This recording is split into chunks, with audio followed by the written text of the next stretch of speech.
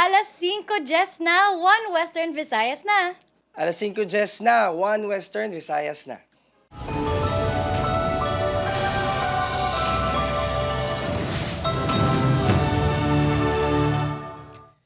Mga balita nga aton tutukan, subong nga Lunes, pagtupa sa mamunog nga ulan sa Visayas, tugas ang shear line, sunod sa Pag-asa. Pila ka lugar sa Iloilo City kag 3 ka banwa sa Aklan ginbaha bangod sa mamunog nga ulan. Samtang dako nga puno sa akasya natumba sa Mandurriao, Iloilo City. Isa ka taxi natupan. 3 ka magutod nga mga menor de edad na sapuan nga dugoon sa ilang balay sa Silay City. Isa patay, 2 ginabulong sa ospital. Pagpangawat sa motorsiklo sa Haro, Iloilo City na huli kam. Suspect nakasuksok sang t-shirt nga may logo sang PNP. Balay nasunog sa New Lucena, Iloilo. Palyado nga linya sang kuryente ginatudlo, rason. Kag dugang 50 pesos sa plete sa taxi kag TNVS halin sa Iloilo International Airport. Ginareklamo sa pila ka pasahero.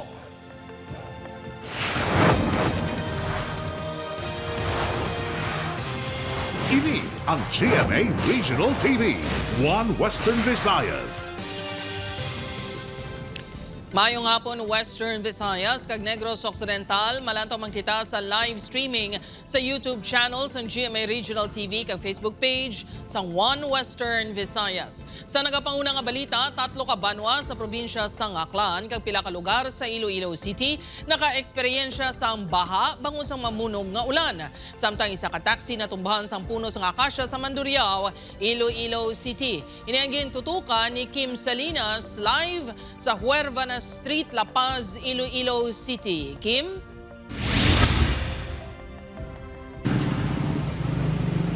Jert, magluwas sa pagbaha, nagtugaman ang inoras nga pagulan sa nga weekend sang pagkaguba sang approach ng Taytay Dalan kag pagkatumba sang kahoy. Wala untat nga pagulana na eksperyensyahan sa pila ka mga residente sa probinsya sa Aklan sa weekend. Bangod diri, may pila ka dalanon nga ginbaha kag temporaryo nga wala magyan kasubong sang barangay Dangkalan. Sa nato sang Aklan PDRMO, banwa sang Makato, Malinaw kag Nabas ang mayor nga naka-eksperyensya sang pagbaha. May na-record man nga pagkaguba sang approach sang Taytay sa barangay Liloan sa barangay Malinaw, Aklan. Nagakonekta ang Taytay sa barangay Liloan kag sa San Ramon. Naguba man ang porsyon sang dalan sa barangay Libang, Makato. Triggers, may ara nga mga flash flooding, kaya may ara man kita nga mga na-monitor gagamay ang mga landslide. Ang part ng approach niya is tama ang baskog na water current and resulted to may daw parang nag-sinkhole siya. Naghubas ng ba sa mga nasambit nga lugar kag maagya na ang half lane sang naguba nga Taytay kag dalan. Na-eksperyensyan man ang pagbaha-baha sa pila ka lugar sa Iloilo City. Makita sa video ang baha sa dalan sa barangay Tabukan, Mandurriao bangod sa mamunog nga ulan kagabi. Sunod sa mga motorista sa lugar, madalom ang tubig baha. Tama ka, huul gid ka kapit mabi kuno buhi mo sa lakyan. Kapit mabi magano ang high tide, magi-sugata paged. Ma'am, natumba ang ano. Samtang nakibot ang bantay sini nga bakery sa Armapa Street sa Mandurriao, Iloilo City, sanggol pilang nagragaak. Natumba na gali ang dako nga puno sa akasya sa lugar kag nagbalabag sa dalan. Dogaw, hindi na blaser. Tapos nasta nga natumba na lang siya. Asa nga nag-crack magigid pati ang tiles namon. Ginalantaw nga tugas ang paghumok sang duta bangod sa pag-inulan halin kagabi. Rason niya nagtumba ang kahoy. Sunod sa pila ka residente, Masobra isa kagatos na katuig ang edad sang kahoy. naulamid man kag natumba ang poste sang kuryente. Pati ang taxi nga nagapark sa tawok sang dalan. Ang nalabot man sang sanga sang kahoy. Maswerte nga wala na pilasan na driver. Dasulod amo na ni go sang kahoy na amo ni kamot ko sa gango do. Nagresulta sa pagbugok sang trapiko ang pagkatumba sa kahoy. 5 ka oras ang ginpatigayon nga clearing sa lugar. Sunod sa Pag-asa, tugas ang shear line ng pag-ulan. Posible nga magalawig pa magaluman nga tiyempo tubtob sa Biyernes. Wala na itong ginasiling nga bilog na adlaw, possible nga maulanon, pero some parts of the day kag even sa gabi makadalagin ni siya sa mga pag-ulan ng shear line.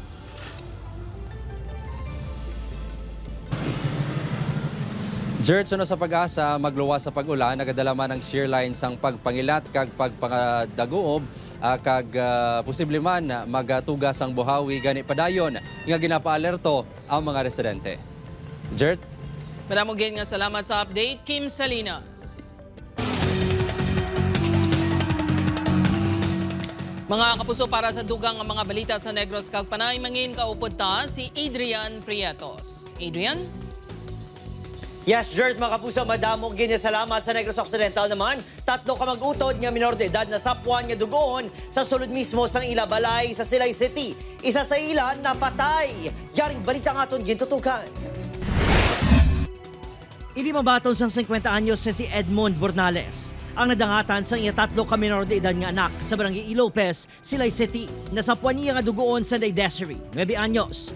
4 anyos sa si Charles, kag 15 anyos sa si Jezebel.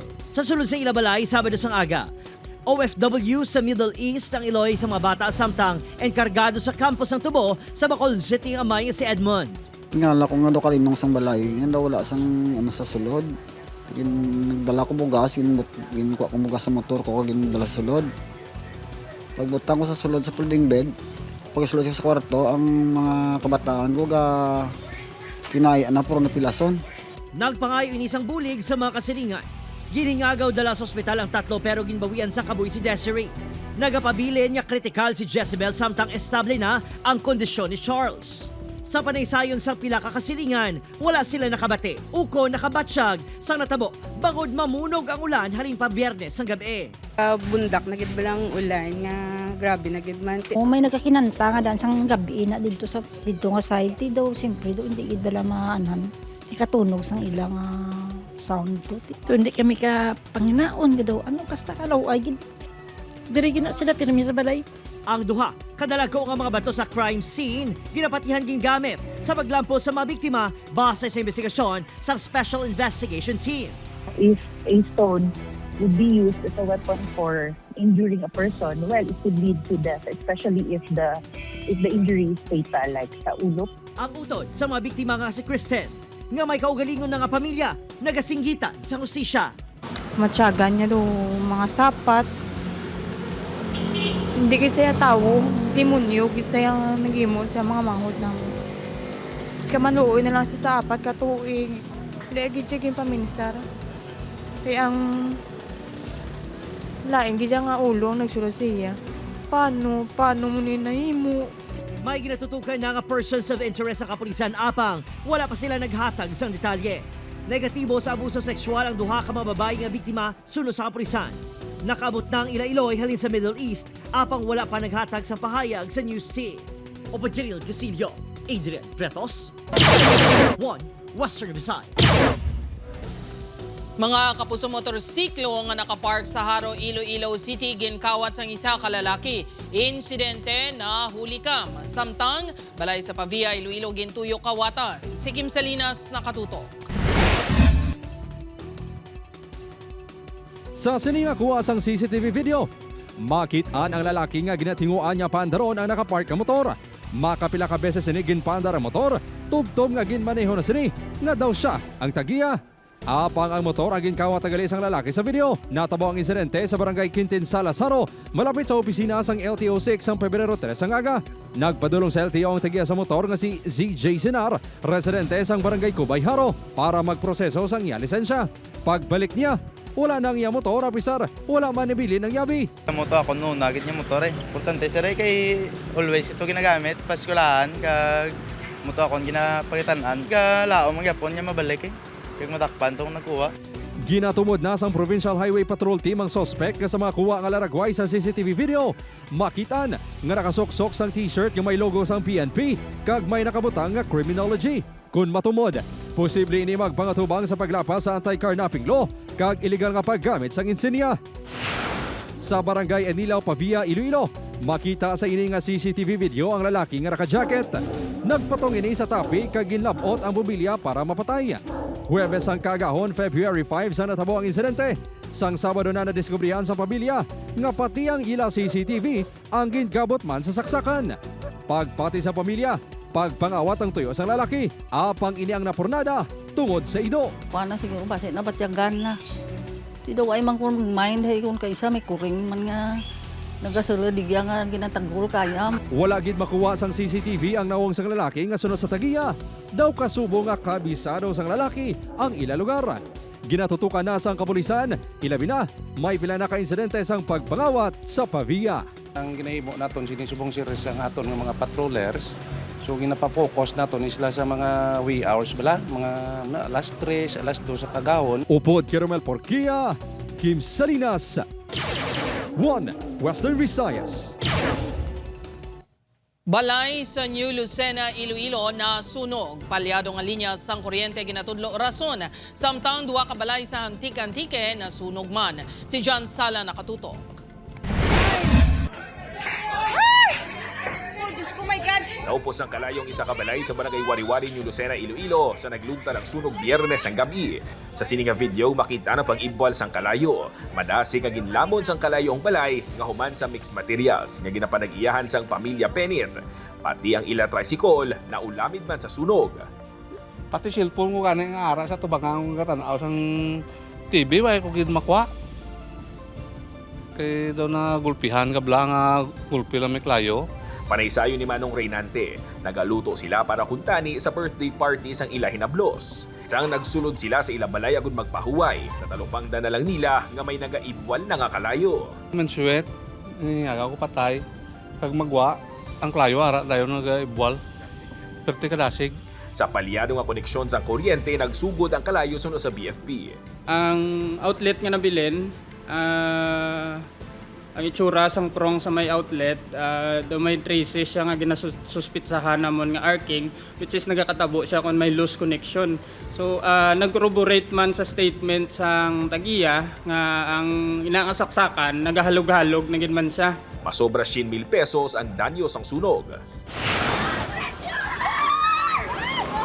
Isa kabalay naman ang totally gutted, samtang isa ang partially damaged sa sunog na nagluntad sa barangay La Paz, Antique pasado alas 2 kainas ang kagahon.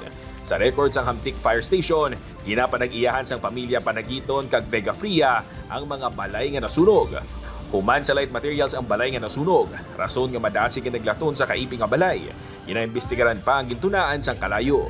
Upod kay Hansi Sherto, John Sala, 1 Western Visayas.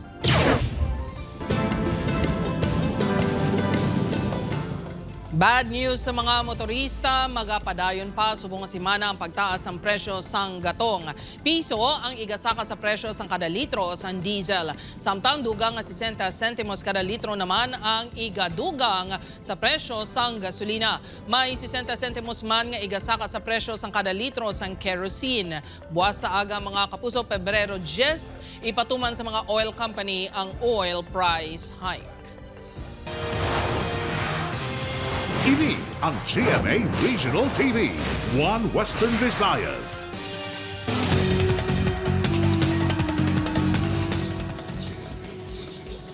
Mga kapuso, babae naman nga mabisita sa BJMP District Jail sa Barangay Handumanan sa Bacolod City. Nakuhaan sang suspected shabu. Yaring balita nga itong gintutukan. Isa ka semana antes ang Valentine's Day, ginbisitahan ni Cheche ang iya kagugma nga isa ka PDL sa BJMP Male Dormitory sa Barangay Handumanan, Bacolod City. Pero ang kalangkag nga makaupo na pinalangga, napornada sang nabisto nga may dala nga kontrabando. Pasado las 9, Sabado sang aga, ginrekisa si Elias Cheche, 31 anyos, sa Barangay 30. Nakita sa gwardiya nga may nagabukol nga lip tint kag sanghana nga kuhaon nagtabog ang isa ka sachet isang suspected shabu. Ila intention magpasulod, mag-try to enter into illegal contraband. We still have no idea, despite of our relentless effort, sige-sige yapon sila. Nagwas investigasyon nga napreso na sadto angod sa illegal nga droga si Elias Cheche sang 2020 kag nakagwa sang 2023. Amon nga ginatanaw naman da ako sinoong mga spotted bala or mga ano naton nga mga drug personalities nagadalaw man da sa BJMP kaya na-monitor man na naton. Unang kita sang hindi kita magdala sa mga contrabands. Apang ginpanginwala ni Cheche nga sa iya nakuha ang suspected shabu. Amo na gani gusto ko ipabuksan to nilang CCTV para maano man ikag ang duwa to napon kag indasunan wala pagpa-check o liwat. In-hold na lang ni ma'am eh. Bangod sa insidente, temporaryong ginpauntat sang BJMP ang pagbaton sang mga bisita. Pasakaan si Elias Cheche sa reklamo sa paglapas ng Section 11 sang Comprehensive Dangerous Drugs Act of 2002. O Badkiril Casillo, Adrian Pretos, One Western Visayas. Sa iban pa nga balita, 27 anyos nga lalaki nga ginalegar naghimulos kag nagpatay sa iya 18 anyos nga hinablo sa Calino, Iloilo. Ginpasakaan na sang reklamo. Suspect posible may kaupdanan pa suno sa kapulisan. Si Julius Villacaol nakatutok. Sang Sabado, Pebrero 7, pinaagi sa inquest proceeding. Ginpasakaan na sang reklamo ang 27 anyos nga tiyo nga ginatudlo naghimulos kag nagpatay sa 18 anyos nga hinablos nga babae nga ginkilala kay alias Nene sa Calino, Iloilo.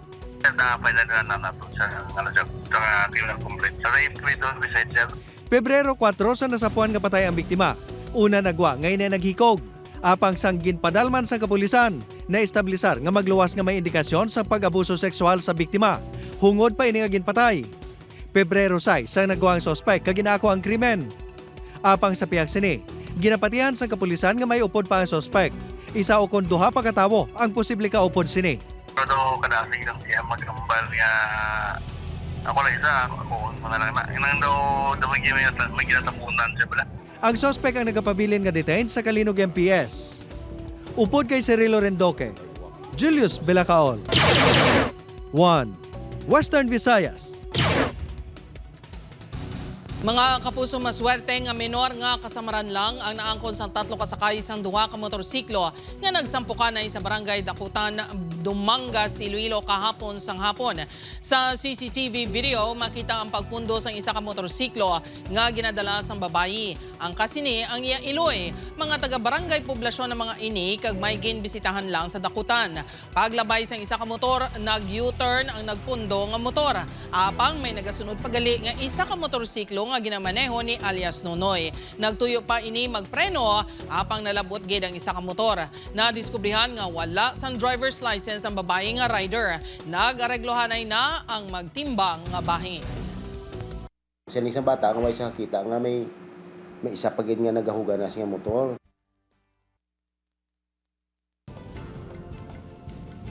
National Dental Health Month ginaselebrar sa buong Pebrero. Philippine Dental Association luyag labuton ang mga malayo nga lugar sang serbisyo dental sa kabataan. Si Julius Villacaol nakatutok. Pareho nga problema sa mag-utod nga Sanday Kyle, 7 ka tuig. Kag Inday, 6 ka tuig. Ang ilang ipon. Pareho ang mga ining may guap, gani masami, makabatsyag sang kasakit. Gasakit pero may Tapos, gaano ka lang dayon magsakit? gibe. Bangod sa kapigaduhon, hindi masarangan sang Iloy sa mga ini, nga dalon sila sa dentista. Way kami daan ko tayo pa-check up. Kung may galagaw lang sa skilaan la. Kag dre sa barangay hall da pa. Sa gym. Suno sa Philippine Dental Association, 73% sang kabataan sa pungsod nga nagaedad 5 ka tuig, tubtob 12 anyos, ang may problema sa ngipon. Kag ginatutukan sang asosasyon. Nagapakigaangot man sila sa iban pang ahensya sang gobyerno agud makatuan ang mga malayo pang lugar para mapalabot hindi lang sa mga bata kundi sa tanan ang nagakadapat nga serbisyo dental. I've been to several provinces, municipalities. I have realized nga hindi gali tanan nga municipality may damo dentista. May ara nga isa ka 3 ka municipality, 4 ka municipalities. Isa lang kabilog dentista. Subong nga Pebrero ginasaulog ang National Dental Health Month. Kadungan sa mga outreach program, ginapasangkad man sang asosasyon ang ila education campaign, ilabi na sa insakto nga pagpanipilyo. Para at least ma-adapt nila ang ginatawag nga lifelong nga oral health no para sa kayong lawas ng tanan. Lakip sa mga ginatutukan sang asosasyon ang mga illegal nga practice ang dentistry, bangot tigaylo nga makabulig sa tawo. Nagabutang pa ini sa ila sa peligro. Upod kay Cirilo Rendoque, Julius Villacaol. 1 Western Visayas.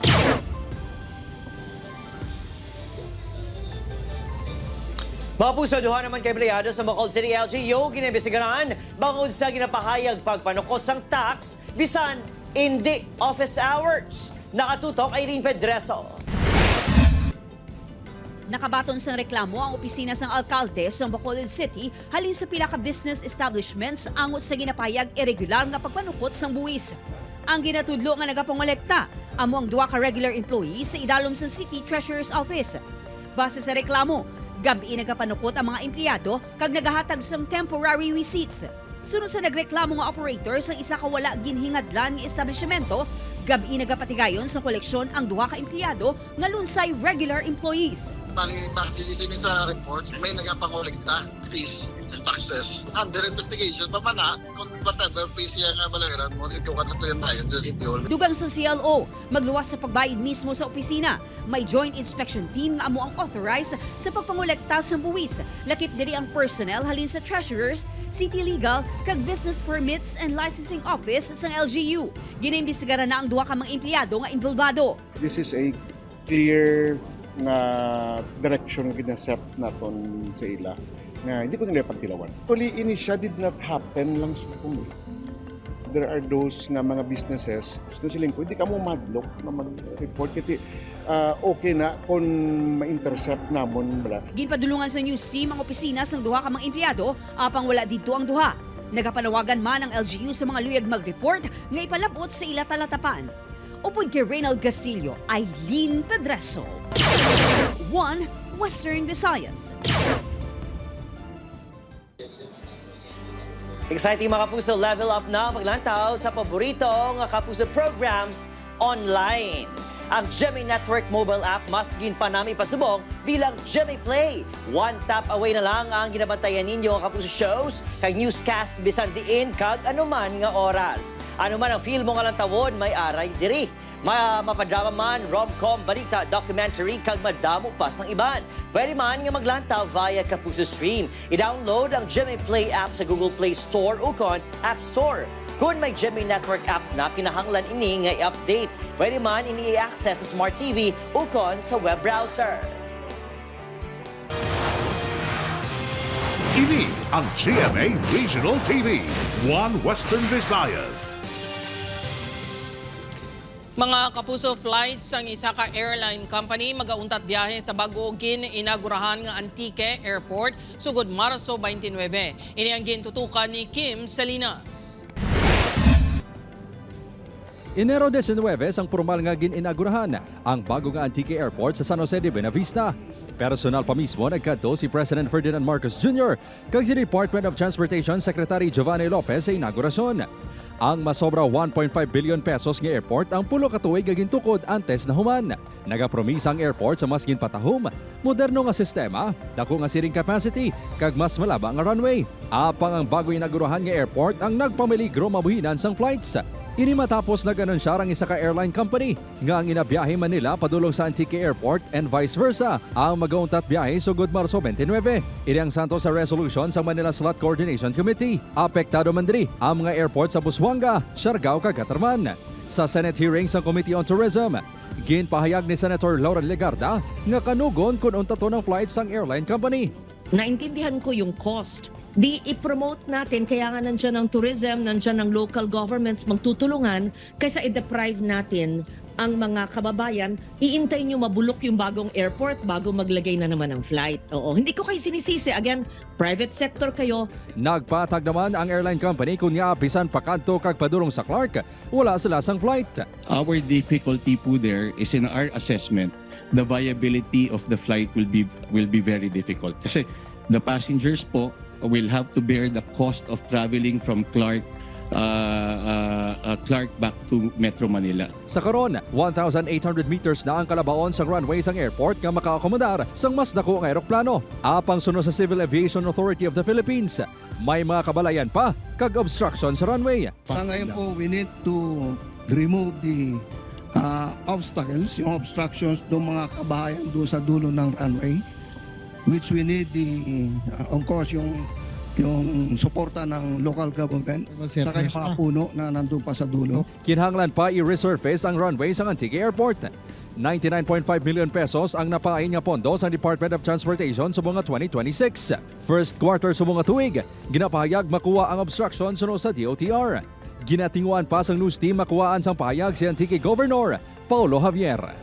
Upod Guillermo Porquia, Kim Salinas, 1 Western Visayas.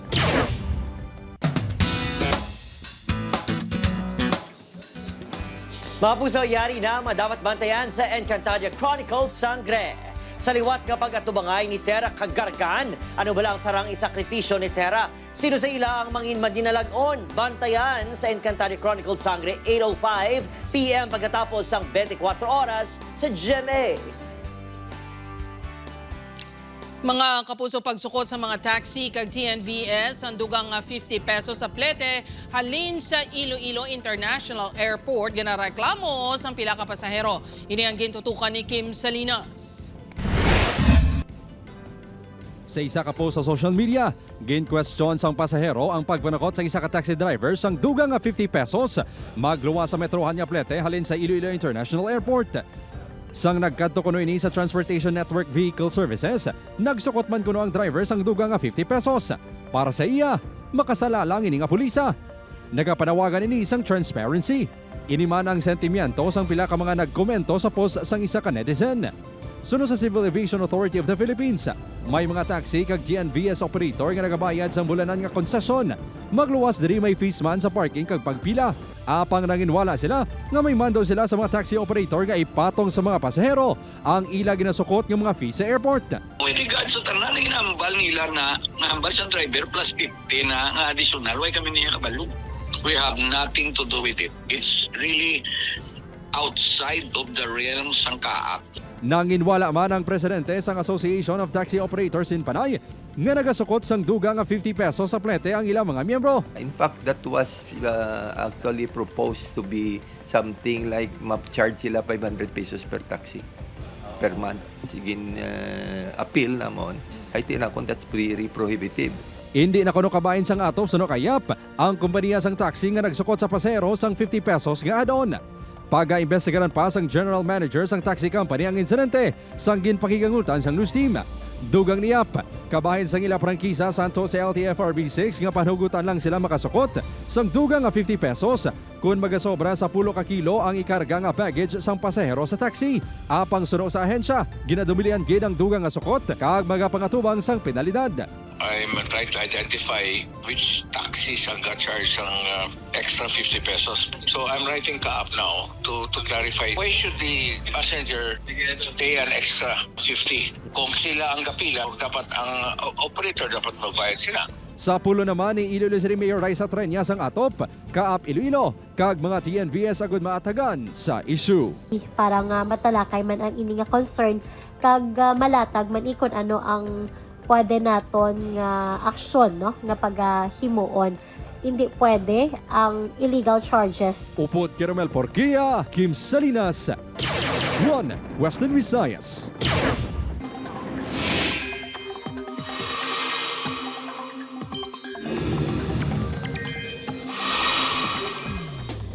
Mga kapuso, wala sang bagyo o kung malaing nga tiyempo sa sulod sa Philippine Area of Responsibility o kung par apang nagapadayon ang maulanon nga tiyempo sa pinakabahin sang pungsod. Bangod ina sa shear line kag hangin amihan. Ang shear line ang ginalakipan sa madamol nga panganod bangod sa pagsugatanay sa mainit kag mabugnaw nga hangin. Ang amihan naman ang mabugnaw nga hangin nagikan sa Siberia. Posible man magpaulan ang localized thunderstorms. Sa datos naman sa Metro Weather, dakong tsansa sang ulan sa Western Visayas, Laki, Aklan, Capiz, Antique, kag Iloilo. Posible man yung ulanon ang pinakabahin sa Negros Island region. Mga kapuso, naghatag sang kalingawan ang kikay nga fairy dog mother nga ini sa Caloocan City. Inibangod feel na feel sang golden retriever ang iya suksok nga fairy wings. Magluwas dira, may ara pa ini sang accessories kasubong sang bracelet kag necklace. Nag-ala fashionista ang ido nga kon magihod daw isa man katawo.